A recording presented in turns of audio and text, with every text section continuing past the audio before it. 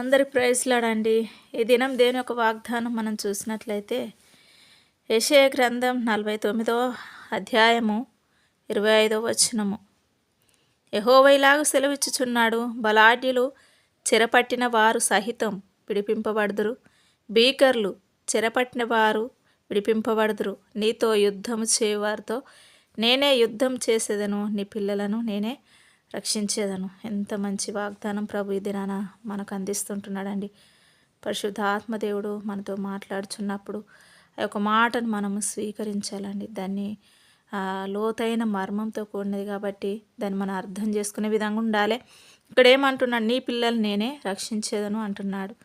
నువ్వు ఎలాంటి నీ పిల్లల కొరకు ఎంత వేదన పడుచున్నావో, ఎంత బాధపడుచున్నావో, ఎంత కన్నీరు విడుస్తున్నావో, ఒకవేళ నీకు గర్భఫలం లేకపోతే తప్పకుండా ప్రభు నీకు అది అందిస్తాడండి. ఇక్కడ మనం చూస్తే నీ పిల్లలు నేనే రక్షించేదను అని అంటే వాళ్ళు ఎలాంటి బంధకముల చేత ఉన్నా, ఒకవేళ రోగముల చేత ఉన్నా, ఒకవేళ వాళ్ళు ఎలాంటి విడిపించలేని పరిస్థితిలో ఉన్నారో, ఇక్కడ చెరపట్టిన వారు సహితం విడిపింపబడదురా అని దేవుడు మాట్లాడుతున్నాడు. ఈ లోకంలో మనం చూసినట్లయితే ఎన్నో వ్యాధుల చేత, ఎన్నో బాధల చేత ఆయా దేశంలో గుండా వెళ్ళి పిల్లలు చదువుకోవాలని అక్కడ చిక్కుబడిన వారు కావచ్చు. ఒకవేళ ఎలాంటి పరిస్థితిలో ఉన్నారో తెలియదు, కానీ ప్రభు ఏమంటున్నాడంటే అది ఎంతటి స్థితి అయినా కానివ్వండి, ప్రభు నీ పిల్లల్ని రక్షించడానికైనా సమర్థుడు. కాబట్టి నీ పిల్లల కొరకు నువ్వు ఎంత వేదన పడి ప్రార్థన చేస్తున్నావో తప్పకుండా వింటున్నాడు. అందులో నుంచి ప్రభు మాత్రమే రక్షించి కాపాడే దేవుడు అండి.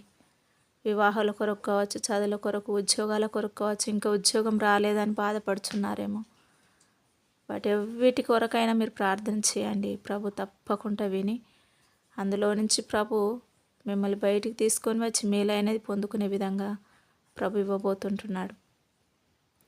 ప్రార్థన చేస్తుంటున్నామండి. ప్రతిరోజు అందరి కొరకు ప్రార్థన చేస్తుంటున్నాం. గొప్ప కార్యములు ప్రభు మీ జీవితంలో జరిగించునుగాక. 2-3 రోజుల నుండి నేను దేవుని యొక్క వాక్యం చదువుకుంటున్నారా, ప్రార్థన చేసుకుంటున్నారా అని నేను అడగడం లేదు. ఎందుకు అనంటే తప్పకుండా అది మీకు అర్థమై ఉంటుంది. కాబట్టి మీరు తప్పకుండా లేచి ప్రార్థనతో, వాక్యంతో మీరు ముందు నడుస్తున్నారని ఒక నమ్మకంతో నేను అడగడం లేదండి.